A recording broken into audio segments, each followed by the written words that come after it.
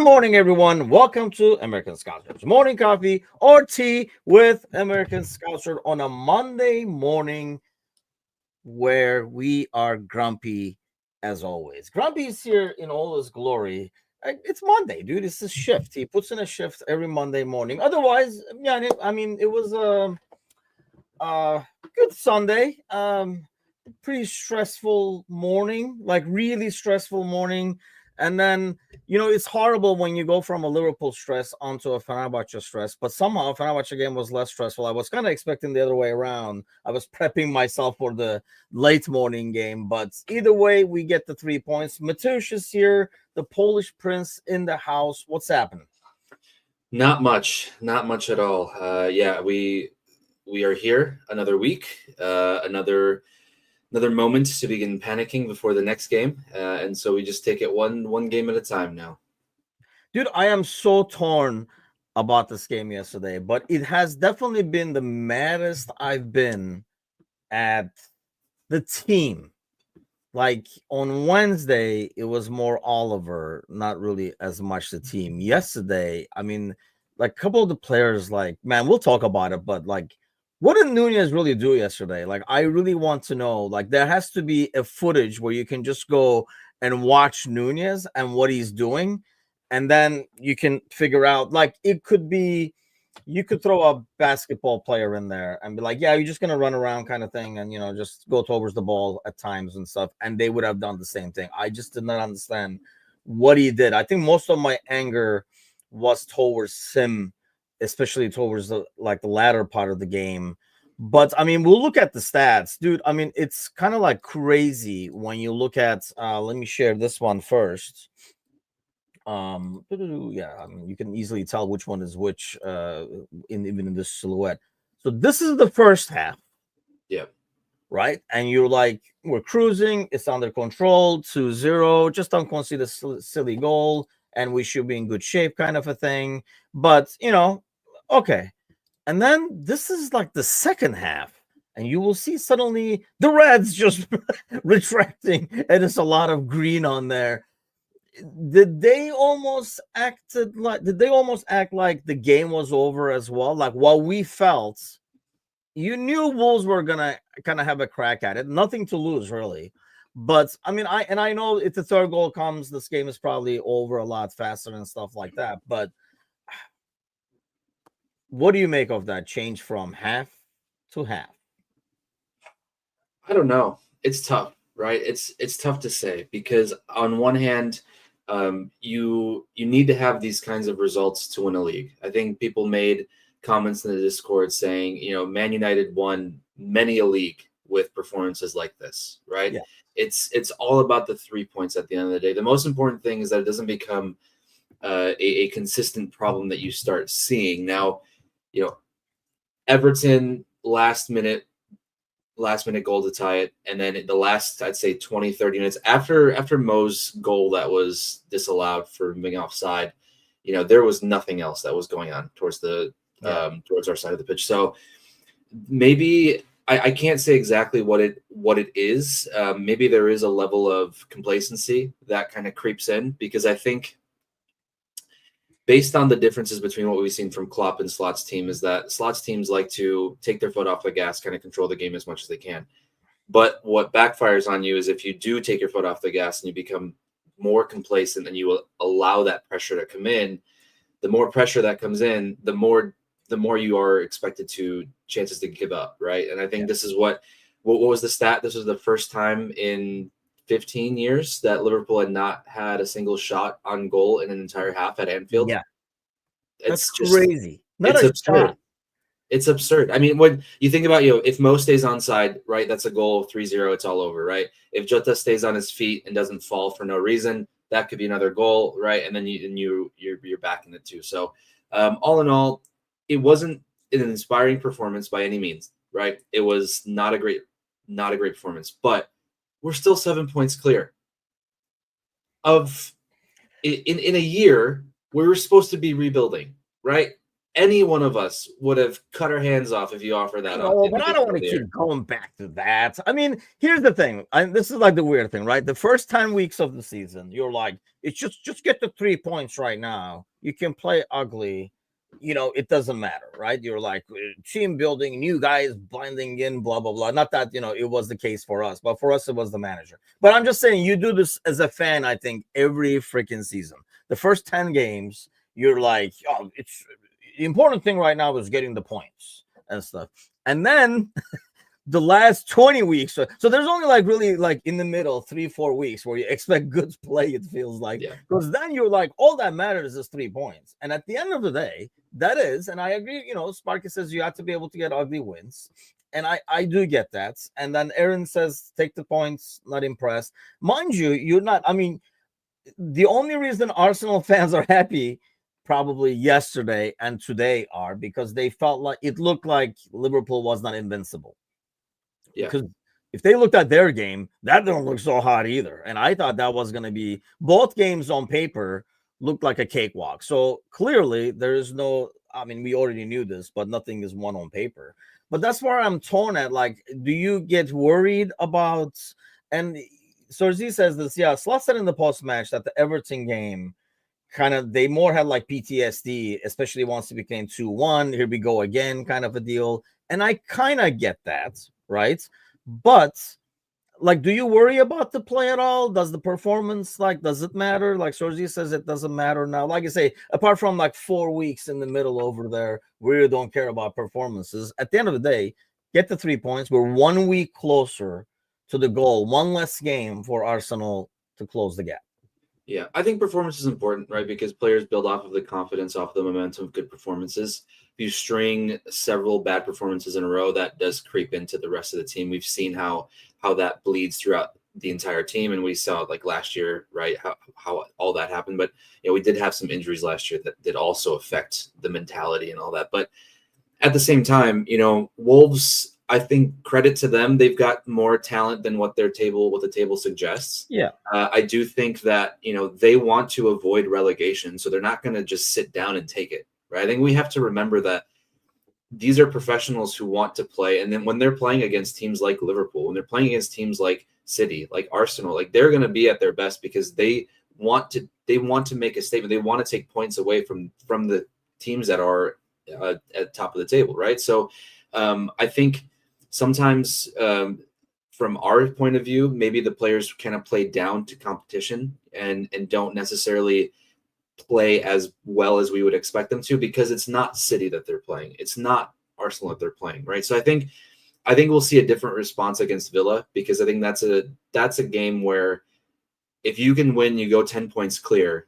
I think mentally, there isn't a sort of moment where that setback happens in the last 20, 30 minutes, because if you can get a double-digit lead with 13 games left, 12 games left to go in the season, that's close to insurmountable unless there's a huge capitulation at the end. So I don't know. I think performances, you want to always have good performances, but at the same time, like Serzi saying, you sort of have to take what you can get. And these are points that we would drop in the past, right? And we've lost leagues by 1 point, by 2 points. And if you can take 3 points, fine, whatever, move on and get ready for the next game. You got 3 points.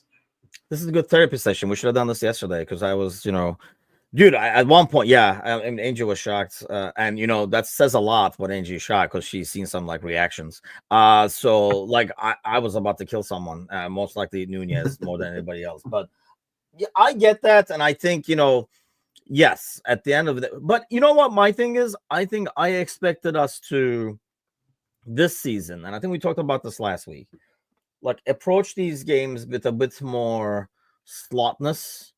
I mean, in control, take care of it and go. Yeah, maybe if this game is 10 weeks ago, Wolves probably says damage control, let's not get killed over here, and play accordingly. But now, like you're saying, they got nothing to lose. So you knew they were going to come at you in the second half. I guess like that's my biggest disappointment is I thought this team was better than the teams we had in the past in terms of playing to the level of the competition, like kind of playing their game in control and stuff. The lack of control in the second half worries me Mainly, it's probably because we're going into two fixtures where they have a lot of guys who can hurt you, like in terms of like class and quality and stuff like that. I mean, I watched that towards the end. I didn't watch the whole thing of the Villa game. And you can see like guys like Asensio, Rashford, and stuff like that, given the defensive weaknesses as well, mind you. But attacking wise, if you give them that much possession, that much time, like we did to Wolves yesterday, that can really hurt you. Absolutely, it can. But at the same time, I mean, I guess it depends on how the game is going. It in general, if Cunha doesn't have the wonder strike that he does, it stays at 2-0, right? And I don't think there's as much of the worry as there was. But because that goal goes in, you can't help but think that I think what Slot said, what Serzi mentioned about the doubt creeping into the players' heads. But at the same time, the rest of the game will allow the players to feel however in control they want to feel. So I think we will see a different situation against Villa Wednesday. Whether it's an amazing performance, I can't say, but I don't think we're going to have the same sort of non-control for an entire half. So like I don't think we'll see this kind of performance of an entire half again this season. And I think that's going to be important, in certain moments to make sure that you just don't invite that much pressure. And I think the players are capable. I don't know. Yesterday was just rough. That's what it was. It was just a rough second half. It was, it sucked, man. It sucked. But again, you have to get behind the team, right? Or else what's the point of being a fan? If you don't have the feelings of excitement thinking that we can still win the league because we absolutely still can, then what's the point of being a fan? I know, better easier said than done. It's the lackluster effort that was so frustrating, said Sparky. Yeah, and it just was like the lack of. I think we're kind of like spoiled, maybe.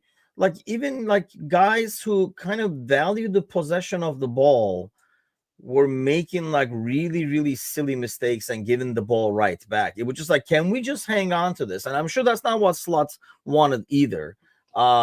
Yeah, Sparky says felt like Slot had told them at halftime to save their energy for next game. I just really felt like they came out for the second half more to control. Like it wasn't even like more of the same. It was more about just going out there, kind of like ride it out. Let's finish this. We got bigger fish to fry. And it kind of showed because you can't really do that in the Premier League.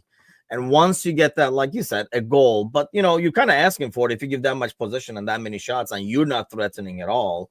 And that's what kind of is frustrating, I think, to me, is the way they approached it at the end. Almost got away with it, if you will, like got away with that approach at the end, which is all that matters, right? You get the 3 points, you're back up to 7 points. So it just felt, I don't know, man. It was very painful to watch, like you're saying. A couple of performances were extremely painful to watch. And you see the value of, but I mean, I think there's some, right? Like, for example, Nunez. I'll keep going back to that, and I can just rant for like 5 minutes on Nunez alone. But players that you kind of feel like, hey, you know what? You got to take control, like Mac and stuff like that, was not doing what they normally do in terms of keeping the possession and stuff. We were just doing like silly things all over the pitch, it felt like. So Sergi says officially done with Nunez, by the way. That was the part that's killing me. When you are really not that good, right?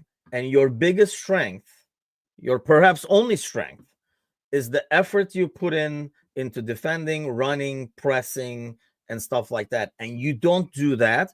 I swear, dude, go back and watch the game. My anger is just not, you know me, I'm not like a, built-in Nunez hater like Gordo and stuff like that. It's not like your Jota thing. I want to root for the guy. I just don't think he's good enough, whatever. But you watch him yesterday, you're like, you have got to be freaking kidding me in terms of like, he was just like jogging around, no idea where to be. Szoboszlai is constantly telling him to go here, go there, because he's constantly out of place when we're like defending. So who's not closing any gaps. He comes back to win the ball, actually loses the ball. And when we clear it, now he's not where he's at. Sparky says it was his first normal self. He wasn't even running. Go back and watch that freaking like last 15, 20 minutes. He's literally jogging from like point to point.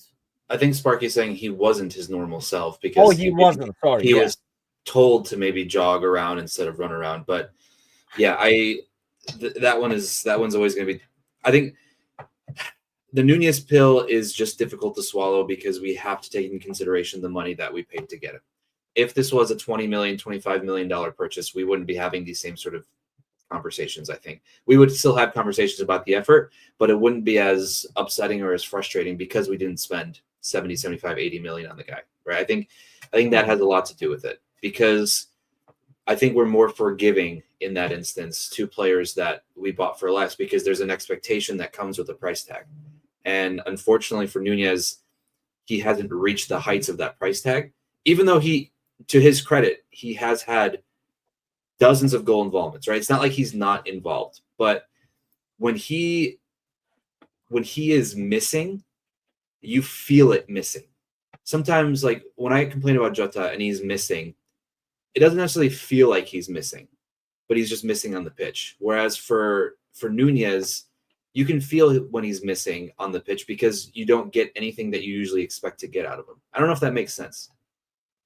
Not a lot, no, to be fair. Okay, that's okay. Because when you say Jota sometimes gets lost, but then he pops in like a key moment, you're like, that's all we needed you for, kind of a thing. Yeah, but you don't think about him missing because he pops up, right? And then that happens. Correct. But with Nunez, if he's missing, you're thinking about him missing the whole time because you're like, what is he doing? Where is he? What's going on? Whereas Jota, you're like, I'm sure he's not there. Maybe he's there. Oh, he just scored. Right. We've been talking about, I think yesterday was the main day. There was a lot of conversation on Discord during the game chats in terms about players not being smart, right? I honestly, and I don't mean to sound like a jerk, but I don't think he's a very smart dude. Which one? Like Nunez, like in terms of like soccer wise, I really don't think he's a very smart dude. Like tactically and stuff like that, he's not involved. And we've had so many seasons now. I don't necessarily agree. I mean, in the grand scheme, in the big picture of things, you can say yes, like Nunez. That's why it kind of gets to most of us more because of the price tag. But I'm not one of these guys who watches the games and says, you're getting 300,000 a week, you should be running it. So I really don't care at that point. You're out there. Like, you're Endo. I don't care if you're like Bradley. You're out there right now. So the levels of efforts I expect to be the same. I don't say you're getting $100,000 more, so I expect more out of you. Because at this point, I think my thing is we know what to expect out of a guy, right? Like I don't expect Robertson to do Trent-like things. I don't expect Trent to do Robertson like we know what we're gonna get from a player. I think when you don't get that, that's when it's frustrating because I know, and I'm not talking about like, I know you can score that. Yeah, obviously you're going to miss some. I'm not talking about that. I'm talking about in terms of efforts, ability. I know you're a lot better than that. And I think with him, the frustrating part was you coming into a game like that where all you got to do is like put some pressure so they can't build as easy or hold your line properly. There were so many times he was out of place. Go back and watch those 20 minutes. Watch Push Sabafly. Like just waving his hands all over the place, saying like, no, not there, here. Like, just what are you doing kind of thing. And then the ball goes there. He's like, damn it. Now I have to run over here and stuff. So it's just like a lot of frustration from his teammates that he had. I don't know what it was like a rare thing yesterday. I have never seen him that bad. We've seen him bad, but not that bad. Right. And this was without any chances on goal too, right? So imagine adding maybe one chance on goal that he would have had to that entire performance yesterday when he was on. And that would be incredibly rough. I think the downside, the thing with Nunez is he's such a physically gifted athlete, right? That when you look at him and look at what he's built like and what he's capable of, and you see kind of the natural finishing that he had when he was playing in Portugal, right? When he was playing for Benfica, you could see, especially when he played against us in the Champions League. I mean, there were moments we were looking at this kid like this guy's fantastic, right? I mean, and that's when we signed him, we were thinking about those performances. But if what you have is the physical makeup and then some finishing, and then you lose the confidence for finishing, and then there's nothing else there mentally, and that's when it really starts to build, sort of like like a big snowball that just gets bigger and bigger. That's going to come in and crush the team, so to speak. So. Nunez is a tough one. I'm I'm still holding out hope for the rest of the season. I'm still going to root for the guy. I'm not completely done with him, but I do think he's gone in the summer anyway. I think we're getting to a point where if your teammates can't trust you, then it's not worth having you on the team, right? If they are avoiding giving you the ball at times, that's a problem. And yesterday it wasn't about giving him the ball because we didn't have the fucking ball when he was on. Sorry, freaking ball. But when we see him, in the buildup, and he's kind of passed around, they pass the ball around him and not to him, and you get the sense of like, man, it's not going to work out. But I think he still has a moment or two for the rest of the year. I don't think we'll see him after the summer because I think Slot has a different guy in mind, and I think we'll see him. I don't know who it is. No one knows who it is. It's definitely not going to be Julian Alvarez, but hopefully we can see what happens. Yeah, I agree, and I really do think yes, he has like a couple more Nunez moments where he comes in, scores a goal, whether to put the game away or to get us over the line, whatever. I think in the next we have 13 games in the Premier League, plus you have like Champions League games and stuff like that. So he will have like an impact, I think, still. I just find it frustrating where when and I get the confidence thing, especially for a forward. We were talking about this with my brother yesterday. Fenerbahce just spent like a fortune buying El Nassiri from Sevilla. And it was like, it was 20 million. That's a fortune for Fenerbahce. That's like a whole season's worth of transfers, if you will. And he was not all that in the beginning and stuff like that.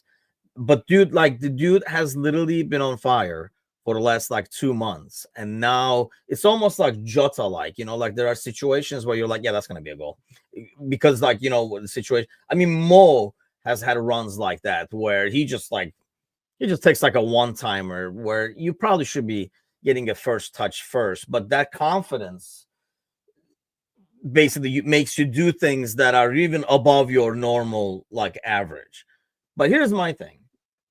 And we both, played sports, which we have to share you playing basketball as well later on. But we both play sports and, at different levels. And I'm not putting us in the same level as these guys. But for anyone who's played the game, there are times where it's not working, right? Like certain things are not working. I was talking about this before as as a defender. Like there are times where, none of my passes are connecting, right? Nothing. And you're like, God damn it, it's one of those days, too short, too long. God, what is going on? You kick the ground and stuff like that. But what you do is you go back to what kind of builds the momentum again. Like in the games, the momentum bar right there, where you can do ridiculous stuff once you hit the bar. It's almost like that, but you do the little things that kind of get you there. If you're a defender, you put in a hard tackle or, you make a good clearance, whatever. It starts building that bar again. For Nunez, his pressing, his ball winning, kind of being physical and stuff like that is what does that. So when he wasn't doing that yesterday, that bar was empty, it was dead. The entire shift he put in there. And I think that's what's so frustrating because he's played this game at the pro level for years, right? He's been playing this game since he was a kid. So I'm sure knows, and I know this goes back to mental fortitude or professionalism or how smart you approach the game or you're how mentally you're prepared or whatever, but you got to go back to your bread and butter at the end and say, hey, this is what I can do though. Nothing is working. We can't keep the ball, right? I'm not getting chances, and that's what he's there for, to score a goal, get in the box, blah, blah, blah. But what I can do is this. So I'm going to focus on that. The rest will come. When I don't see that, I was extremely frustrated. Yeah, I don't think there's much to add to that. I think he covered everything. Having said that, let's look at the flip side. A guy like Kwanzaa, who comes in for Konate, who, I don't know. I feel like I don't understand the second yellow thing anyway, and I've been complaining about this forever. People were on his case for going into that challenge yesterday. I don't understand why we don't expect it. So defenders shouldn't go for a header now. He just basically barged into the guy going for a header. If you're not going to have him do that, then don't have him out there. He's going to a header to a guy who's going to flip that into the box or something. Because if you look at Cunha, I think it was, right? He has like, he's looking inside the box. He's going to flick that onto somebody. So we don't want the players going in for the ball now because they have a yellow. I mean, that's how Konate is going to an air ball. I mean, it was a stupid yellow he got in the first place. Right. That, you can kind of like can't excuse him for that. I didn't think his second challenge was one yellow card. Second was for, like I said, I don't think it was a yellow card. He escapes, but Kwanzaa comes in and everybody was worried, but I thought it was a great opportunity for the kid and he made the most of it, man. That tackle he puts in could be like a title winning challenge when you look at it at the end of the season. Yeah, it could be one that we replay for a long time after the season. And I think it's sort of a beautiful way we've come full circle from Ipswich being taken off at first half. Yep. After the first half to being put on against Wolves in second half in this moment in the season, right? It's not like you said this was 8-10 weeks ago where Wolves maybe they kind of put the foot off the gas and there isn't as much to do defensively. I mean, he gets thrown into this situation where they're going to invite so much pressure that a lot was on him. And that tackle it was what, the 80 something ish minute. Yeah, it was late. It was like if it went in, it was not coming back out. It's kind of a deal. Yeah, could have been a title saving tackle. So we will wait to see what that exactly means in 2.5 months. But yeah, it's nice to see. If anything, it's just for his confidence, right? Yeah. Because there was a little stretch there where we were all worried, and we had gone from putting him in as our first choice right center back to begin the season to then talking about, well, should Gomez or Endo start in front of him? Yeah. And to now hopefully being able to come back and say, okay, maybe he's past that. Maybe he's got the chance again to be able to be present in the game and not get into his mind too much. I think he gets into his head a little too much, and he's still young, right? So that could happen. So I think that's how I see it. But it was great to see him put in a good performance, put in that tackle, and then I'm excited to see kind of how he bounces back overall. Reminds me of that. Remember the Milner open nets challenge where he like flies in it's going to be like a highlight like that will be shown if you can see this off. And if you can like finish it off and win the title, I think is part of that. And yes, let's honestly, I do really like how his approach is. He's very Dutch. If like the way he approaches the game, the things he says and stuff. And here's the thing: it's a lot easier to be likable when the team is winning and things are going well. If things are not going well and he goes out there, then it's what he says now in honesty ends up becoming seen as excuses or whatever. Whereas now he basically just said, he talked a lot about the Everton game's impact on this. And we kind of like were hoping, I think as fans, that it would be more like a bounce back game and the anger towards Oliver would have been taken against the Wolves. That obviously did not happen. But do you almost like that the team restarted the game with zero mental and then just kind of like went about their business? Yeah, it's good. And I think if you want to play, devil's advocate to sort of the breakdown in the second half, you can say that, well, they didn't allow that second goal and they held on to the win. So when they go into the next game, they're like, hey, we've held on before. We can just wait out this last 10 minutes or whatever the case might be. That mental fortitude there can be built upon that and not necessarily have to think back to Everton. At least that's the hope, that you can see out a game a lot better and hopefully in a better situation than before. In some ways, I'm hoping if we get into situations like this in the future, when we're up to, the PTSD kicks in terms of we don't want to allow that first goal because then it becomes like freaking squeaky bum time kind of a thing. So I'm hoping the new mindset is when it's 2-0, we can, they can keep going back to remember that, and then like not go into the same situation. Because in some ways, yes, it does show some mental strength in terms of like what they did. But I still worry about how panicky it was. It was panicky. It's one thing to, park the bus Mourinho style and not give away chances and, whatever. You guys can have the ball. We're going to sit over here kind of a thing. But it wasn't like, it was very panicky, like clearances, turning the ball over and stuff like that. But that's when I think you need guys like Nunez and Mo. We got it from Endo, right? Like in terms of putting their body, taking a foul, buying a 45 seconds, minutes, and then clearing the heads, and everybody go forward now. Everybody goes to their normal locations and stuff. I mean, he was huge, and this is what really I think his role should be. It's almost like he should come in the moment we're up too.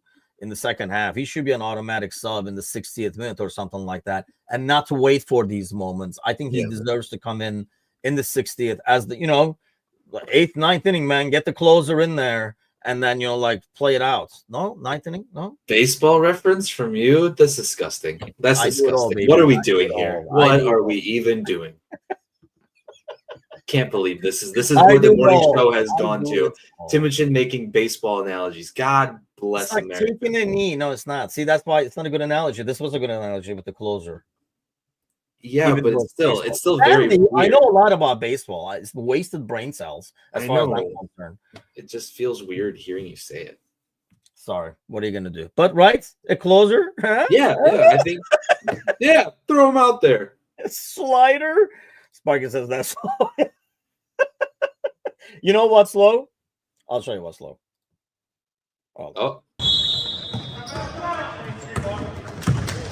Oh, there's volume. Look at that reverse, people. Look at that reverse. Silky smooth. Did you see that around the back and everything? I didn't actually. Hold on. No, you got to watch the ball, my friend. This is my signature. This is my signature move.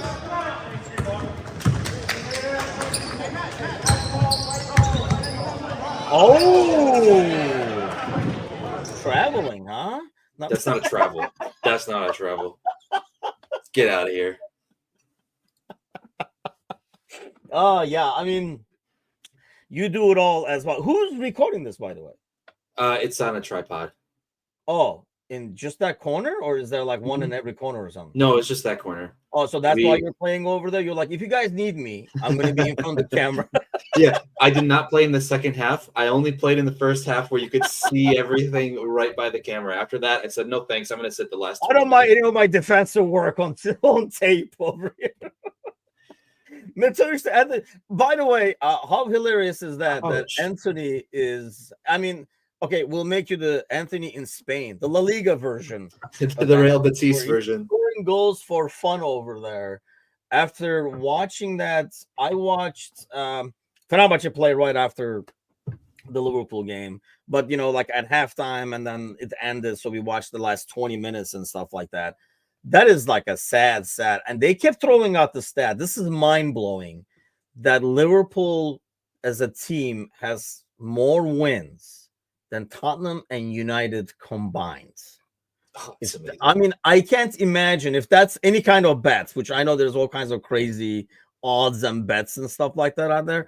I can't imagine the percentage you would get on that for putting $1 in there, because that's crazy. You want to know a stat that's going to make you feel worse, though? Marmoush has more Premier League goals this season than Darwin Nunez. Yeah, that dude looks good. Yeah, he does. Yeah, he does. I mean, it's kind of why a lot of us were hoping that there'd be maybe some sort of deal potentially to be able to get him in. I mean, you could put him as at the 9. I don't care. It would have worked. The Euro step, yes. Well, just bringing the old country back over here and doing the Europeans. The Europeans are taking over, man. Look at the top 5 players in the league. They're all from outside of the U.S. Maybe. Who's the top 5 right now? Jokic, Luka, Giannis, Wemby. Where is Wemby from? France. Oh, really? Okay, I don't know. And I mean, that's 4, right? So when he's healthy, maybe Embiid, and he's technically not from the U.S. Where is he? So, but he plays for the USA team, right? He does. He actually didn't play for the U.S. team. He played for was it Cameroon? I can't remember. Hold on. Marmoush has more Premier League goals than Grealish, says Serzi. Yeah, it was Cameroon. So he represented Cameroon, and then he made the switch to the USA. So once he was like, yeah, you guys, I was this here to was help. fun. There's more help. There's more help that needs to be done than me. So I'm also hurt half the time. So I'm going to step back from this one. I But can't yeah, even save you guys. if you can consider him when healthy, if you want to consider him top 5, he probably isn't. But anyway, that's still 5 really strong Europeans taking over the game. I mean, they're not top 5 though, are they? You skipped a bunch of players. Like who? Conveniently, I don't know. I can't think of it now, but exactly. I mean, if you want to throw Shea Gilgeous-Alexander in there, he's Canadian. He's not American. Who? Shea Gilgeous-Alexander. Okay, let's see. Yeah, okay. Jokic, Tyrese Maxey. Man, I have not watched a lot of basketball. You can kind of tell, but I'm just going by the points per game. Oh, that's not a good stat. Anthony Edwards. Kevin Durant is kind of washed out, right? Certainly made this a basketball show, but Anthony Edwards is Polish. Don't even worry about it. You wish it was Polish. By the way, okay, we got to talk about this. Hold on. I thought this was funny to see, and I know we're trying to watch our language a little bit more, so people can like watch this in the office in the background and stuff like that. But I wanted to kind of like show this. I don't know if you saw the red card that Bellingham got in the Real Madrid game. And then this keeps coming up over here. you just can't unwatch it. Can't unsee that. No. So can you explain to the audience the difference between F off and FU? FU is a lot. Angelotti says that's way different. Listen. Close. If you tell someone to F you, that's a very personal, direct message to you, because it feels like there's something behind there. There's a bit of anger behind there. When I tell you to F you, when I say F off, it's just, hey, just walk away, just bugger off. That's not personal. It can be. I will keep this in mind, by the way, for our public interactions from now on. I'm like, F off. That's fine. Hey, I would take that better than FU. So here's if we were sitting next to each other, and let's say you did something, right? Let's say you made a bad call, whatever the case might be, and I turn to you, and I mention FU, versus I turn to you and I go, hey, F off. You're going to take the former more personally than the latter, are you not? F off does sound more like get the hell out of here. Yeah. Right? Bugger off. If I yell at you, okay, here's the difference though. Like, I'm like, oh, F off. Like if you say something like Nunez is better than Mo or something like that, and I'm like, oh, F off or something, like that's kind of like, but if I'm angry at something you did, and if I say F off, that's pretty much the same. I'm basically telling you to, especially if you're telling a ref to F off, I mean, you're basically telling him, I don't think there's any difference in F off and FU.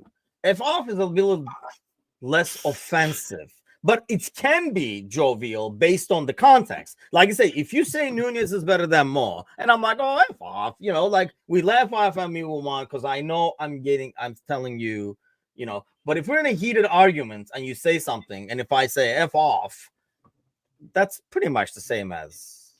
Look, you asked me to justify it in for Carlo.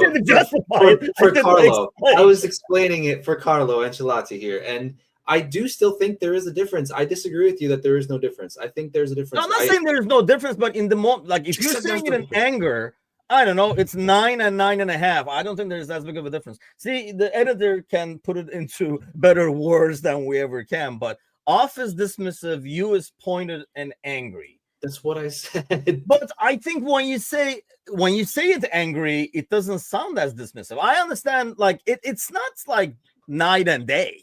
Like Ancelotti makes it sound like it's like that's not and evening. Way different. You know what I mean? It's different, but it's not way different. Well, okay, but English is also not his native tongue, so we don't know what he means by way different. He could have maybe meant that it's really just slightly different. It's off difference. Or maybe this is a translation, and Fabrizio Romano just translated poorly, because that's that's happened. No, I That's don't know. happened. Yeah, I don't know what language this is said in. It's in quotation marks, but I don't know if it's a translation. Yeah, I would imagine Whatever. that Carlo was responding to a Spanish reporter in Spanish, and this was a translation. That's my guess.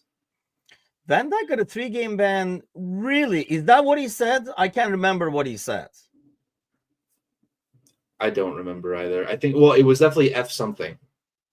F was involved. The If it letter was F. if it was FU, it would have been 6 games. But because it was F off, it was only 3.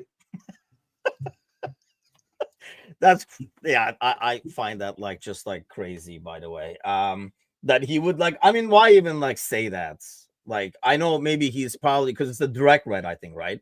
So I'm assuming because they're in a tough title race over there, so he doesn't want it to be 3 games. So he's like, it's way different. It should be 1 game. He just said off kind of a thing. But I think that's why he's probably like trying to do some damage control and saying they're way different because I don't know. I feel like I understand that you want to make the game cleaner, so to speak, but anyone growing up playing sports, you'll have that emotional response sometimes, and then sometimes you just yell out like F off, and it's not. I don't think it's anything. It's not always personal. It's just a sort of a reaction. And he is from England, and I feel like that's something you hear all the time, right? You go to any sort of pitch in any sort of English game, you're going to hear during COVID. We'd hear that all the time. Players are fine; they weren't getting red cards for saying, "Oh." Mikey says we swear a lot more in the UK. Challenge accepted. So yeah, I don't know. Look, I don't like it. I understand what you're saying, and I agree. I actually don't agree with how they monitor that, because some people will, and I think it's how you do it. Like if you say, like you do something and you get a foul called on you, you can say, I don't know, I can't, because most of my career I played in Turkey, and the first couple of years you're still swearing in Turkish, and then it was kind of like swearing in Turkish by design, so it would not be understood by the ref. That's the advantage of being from another country, by the way, because you can't go to Turkey and swear in English because everybody's going to be like, I know you're swearing. Whereas I can say whatever in Turkish, and I would do that just because. And honestly, like until I lived here for, I'm like Angie can confirm this, and I still sometimes do, but it's a lot less now. Where as it got more vulgar, it became Turkish. Like if it was really angry, the first 5 to 10 years, I was swearing in Turkish, so I would say it in Turkish. But I can understand, like playing as a kid back home, you can say F off after a call and just walk away or whatever. But that's different than going to a ref and be like F off. But I do understand what you're saying, where you see some reactions from players and you're like, so how is that not a card? Like the guy is literally throwing a temper tantrum, and then somebody just says something that the other guy probably said 10 times just because he's all the way over there telling you to F off. How come this guy gets like a much bigger punishment? I think maybe it becomes more personal because he's in your face. But I was, unless I saw the wrong video, and what I saw from Jude, he didn't go up to the ref either. He was almost backing away, turning around saying, "Oh, F off," like bad decision. So it's not like he was getting in his face either, which is the other thing. I haven't watched the replay, to be honest with you. I just saw it like as like a highlight. But is the ref like trying to explain something as he's doing that? Like it's one thing if you're like, oh, that wasn't a foul, and the ref is like, no, you like pulled here or whatever, like they motion what he did. And if you're like F off, then yeah, I can understand that. I just don't like to, goes with everything else, the inconsistency. We were talking about the whole Jota thing yesterday too. I sometimes feel like the way the refereeing fluctuates confuses and kind of dictates how the players behave sometimes. Here, let me share this. There's no sound, so we're not going to get. Well, let's hope so. But where is it? There it is. All right, ready?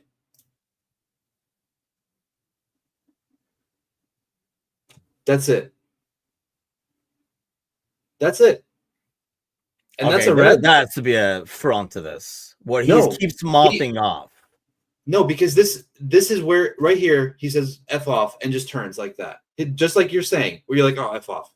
That's it. That's literally it. And I the don't ref, understand that. I'm talking to you with respect. F off. Respectfully, F off. Is that what that is basically? yeah, I think Oh, that's here we go. ridiculous. Oh, this is after the red card though, right? Yeah. So Yeah, yeah. Like I say, I have to see like the front of it, but I can understand. Like I say, if it's a back and forth, and if I tell you to F off, that's the same thing as F you. I don't care what Ancelotti says. no, Good it's not. morning, fellas. Look at the video evidence. It's not. That is not. That is an You're absolutely just a absurd Bellingham red. fanboy. That's why you're. I If am you a were like Bellingham Jota, you'd fanboy. be like, Yeah. he should be banned from the game. No. I think no. I just think that in sport there should be a little bit of grace given to some players that are just reacting emotionally. It's not like he's crowding over the ref and screaming in his face and touching him like Bruno Fernandes and gets away with it every week, right? He is just standing there and then turns away. I think that's absolutely absurd. I disagree with Sparky 100%. I think there's worse things that you see in every Premier League game every single time than that, and it goes unpunished. So I think it's absurd. Okay, I mean, like basically, like we kind of like started this whole thing from this over here that F off is very different than FU, but Sparky says we tell the kids not to talk to refs all the time, which is really a futile practice. I would just stop doing that and save your energy and focus on tactics. Because yeah, I was told all the time with the refs too. But you know what? Here's the thing, because it is a well-known thing that squeaky wheel gets the grease. And I don't care what anybody says about not dealing with the refs and stuff like that. I mean, here's the thing, for partial part of this whole escapade, I was a captain, but we didn't have like only captain can talk and stuff like that, like they do now anyway. But I don't know. If you don't complain, you don't get your way, is the way I look at it. I mean, we were talking about Jota's, I'm sure you were going ape shits, seeing Jota take the dive over there. It's annoying. Absolutely annoying. It is annoying, but I think he knows he's not getting to the ball at that point. To be fair to him, once he's like, yeah, that's not happening. Let me take this dive over here. Let me clip onto the sky as I fall, kind of a thing. But my thing that goes like, go back to the Everton game, right? In the first half, if Gravenberch falls down when he's being pulled, the dude gets a red card from a second yellow. Because Gravenberch plays through the challenge, he gets punished.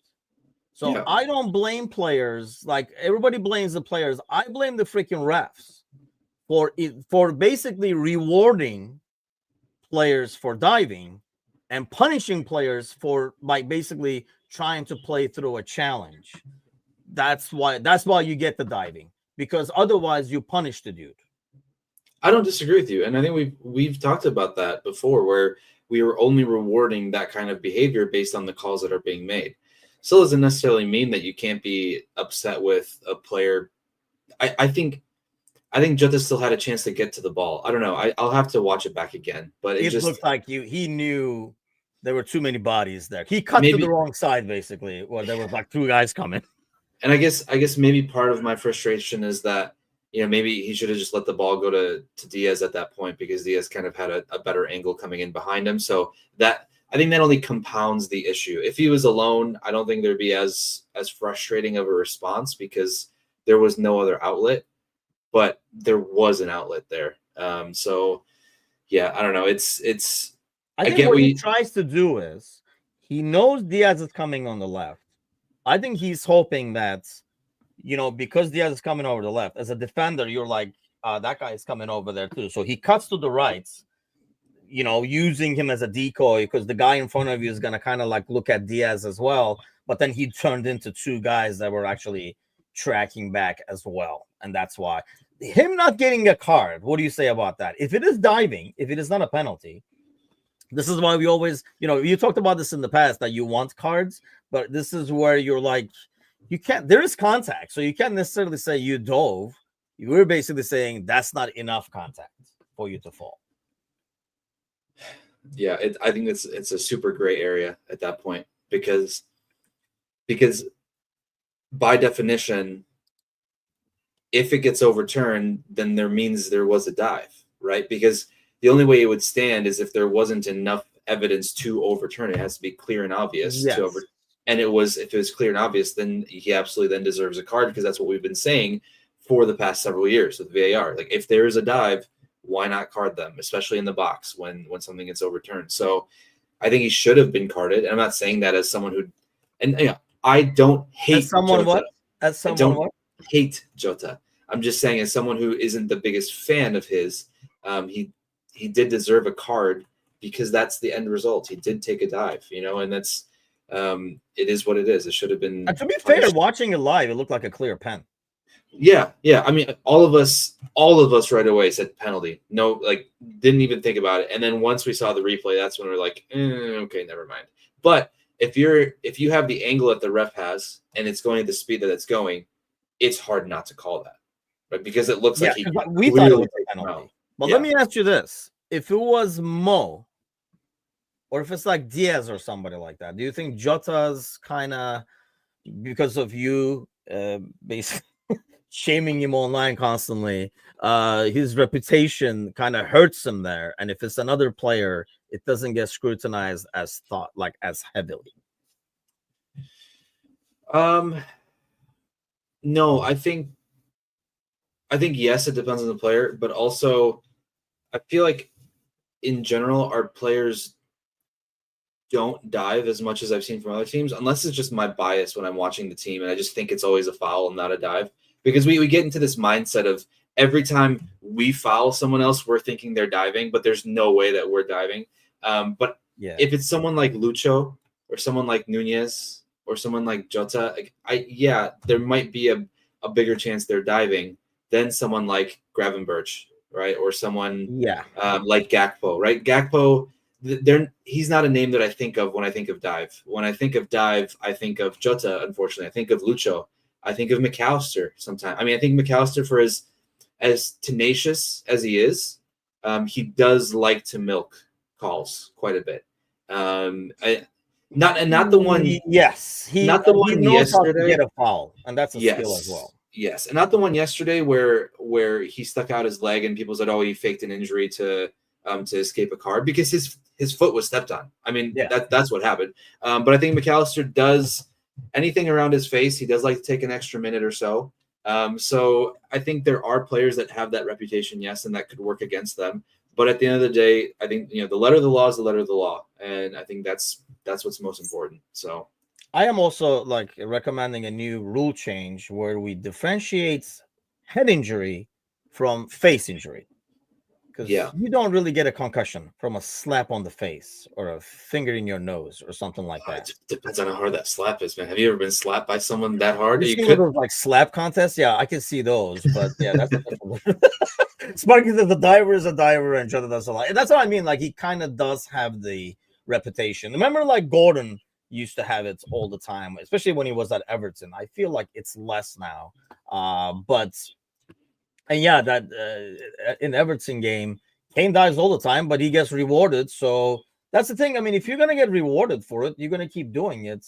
I know VAR, hopefully, you would think would change that a lot more, because now your dive is a bit more obvious. In the past, I mean, I can, for decades, man, there were so many cheap penalties given of like simulation and stuff like that.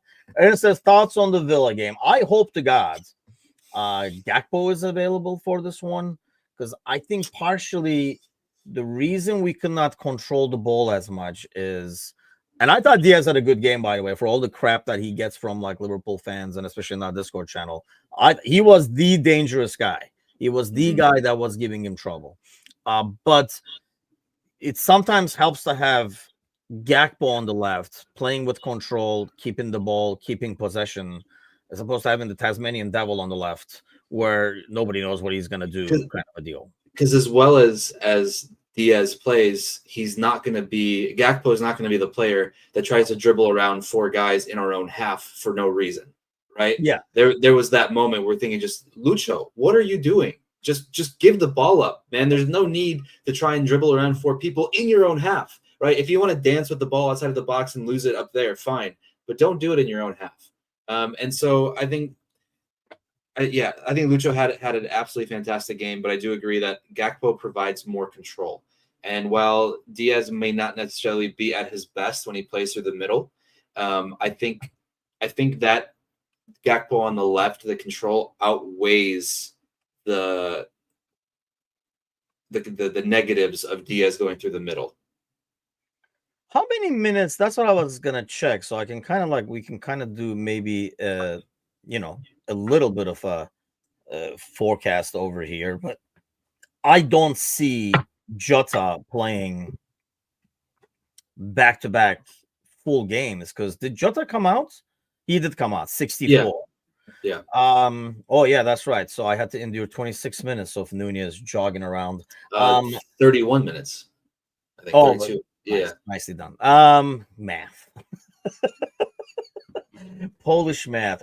Yeah, I know he was a doubt for when people say he's a doubt, I kind of assume that he might make it, probably not, which so I'm hoping, he does make it for the Villa game. But yeah, I definitely would want him for the City game. But what do you expect out of the Villa game? Like, is it more of a goes back to what you're saying? We know who we're playing, so we're gonna play accordingly. I think play up to the competition, not down to the competition. And I think Villa needs a rebound, bounce back game from losing 2 points against Ipswich, right? Because that's not a good result for them. Not a good result at all. They're going to need to come back. They're going to need to come out, with their foot on the pedal, so to speak. So I expect it to be kind of a cagey first 10, 15 minutes where we see a lot of back and forth kind of open. And then I kind of see it then being controlled from there. Hopefully on Liverpool side of thing, but it'll be a tough game. It'll be another tough game. I think it's going to be one of those. Weirdly, I'm more nervous for the Villa game than the City game. I don't know. I feel like with City, we kind of know what to expect because we really play up to that occasion all the time. And even though they just had a fantastic game against Newcastle, it's still one of those weird feelings where I'm not worried as much as I am than this Villa game. I think more so because I think fans will lose their heads if we don't have a good result against Villa versus if we don't have a good result against City.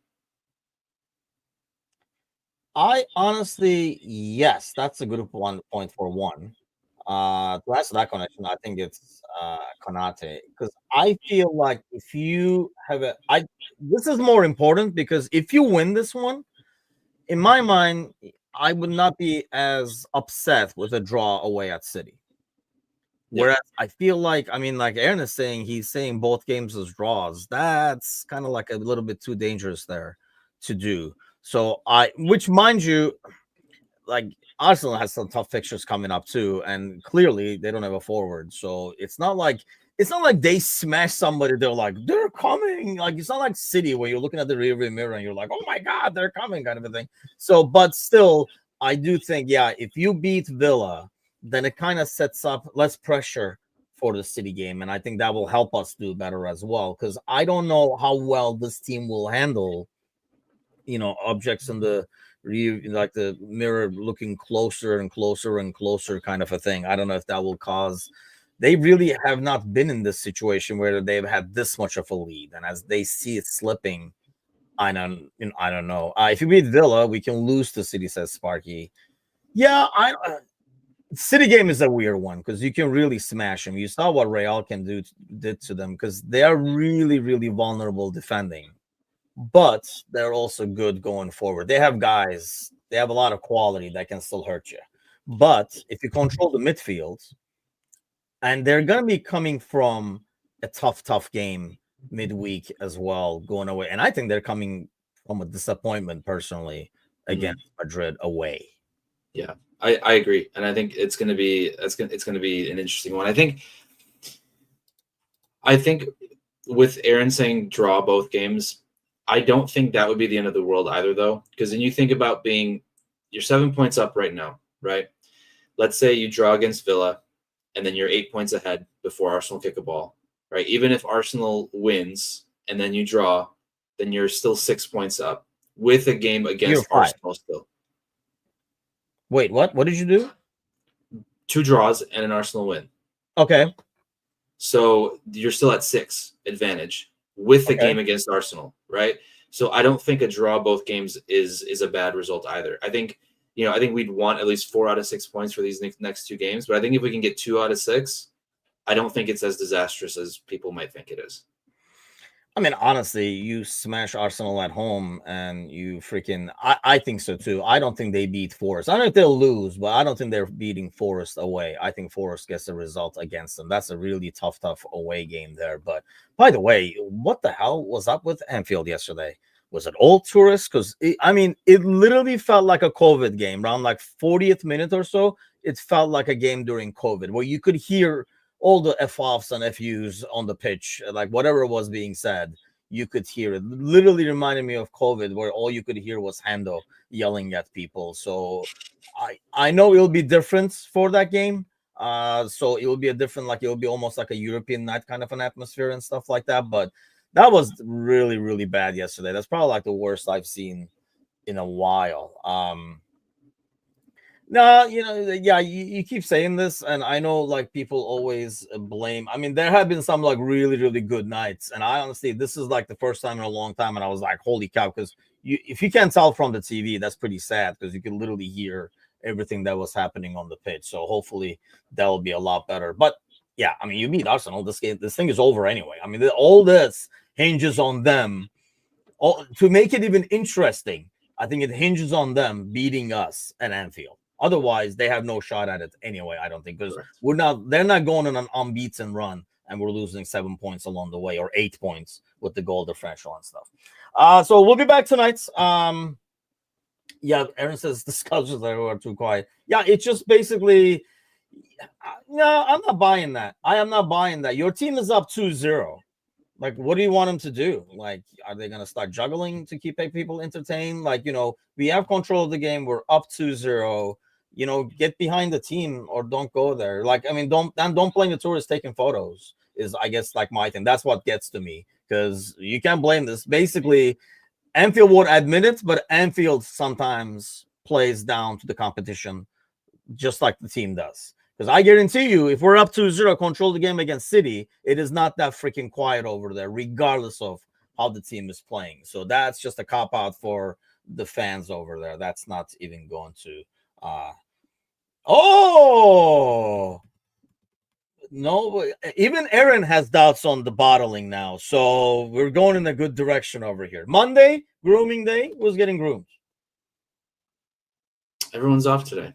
Everybody's off today. So what's the game plan here? Working on your basketball moves all day? No, I need to take a break. No, this is the first time I played since the whole shoulder thing that was 2 months ago. So I'm tired and sore. I can't move like I used to. So today's a recovery day. All recover the ice bath and stuff. Yes, I'm sure. Yeah. I'm sure. I'm sure the butlers in the background are getting everything prepped. They've been dapping me with the cold towels and rubbing my feet. It's been fine. Well, I'll be back tonight with the gang. 7 o'clock Central, 8 o'clock Eastern, with Gally and Bickler. We'll definitely dive a lot more into the game yesterday and take a peek at Villa and some other things along the way. And of course, trivia, most importantly. But have a great week, everybody, and we'll see you guys tonight. Take care.